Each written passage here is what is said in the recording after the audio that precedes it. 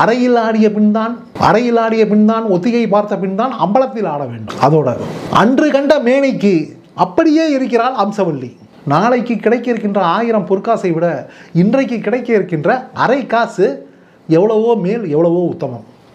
இவ்வளோதான் மேட்ரு 2026. அதாவதுங்க, கடகராசிக்கு நான் சொன்ன மாதிரி பார்த்தீங்கன்னாக்கா, உங்கள் வாழ்க்கை உங்கள் கையில் என்ற மாதிரி உங்களையே நம்பி அடுத்தவங்களை நம்பாமல், சொத்து இருக்கும், சுகம் இருக்கும், ஆஸ்தி இருக்கும், பாஸ்தி இருக்கும், எல்லாமே இருக்கும்.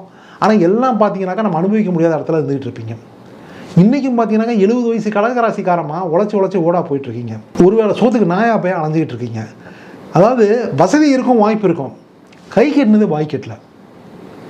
கடகராசி சகோதரி தாயே, நம்பி கெட்ட ராசி தாயே, நீங்கள் மனசுக்கு ஓப்பனாக பேசின தாயே நீங்கள்.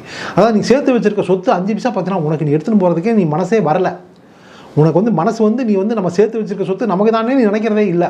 நம்ம சந்ததிகள் அனுபவிக்கட்டும் அப்படின்னு நினைக்கிறேன். அதே மாதிரி கூட இருக்கிறவங்க அனுபவிக்கட்டும், முன்ன பண்ண தெரியாதவங்க உதவி பண்ணலாம்னு நினைக்கிறேன். நான் சொன்ன மாதிரி முயற்சி பண்ணி முடியலனாலும் முயற்சி பண்ணி உதவி பண்ணுற ராசியே கடகராசி தான். அப்பேற்பட்ட உனக்கு இந்த கும்ப ராகு சிம்மக்கேது எப்படி இருக்குது அப்படின்னாக்கா, முன்ன பண்ண தெரியாதவங்களுக்கு உதவின்னு கேட்டு வந்தவங்களுக்கு, அதாவது சொத்தை தான் எழுதி கொடுக்கல, இருந்தது தான் அதையும் எழுதி கொடுத்துருப்பீங்க. புரியுதுங்களா?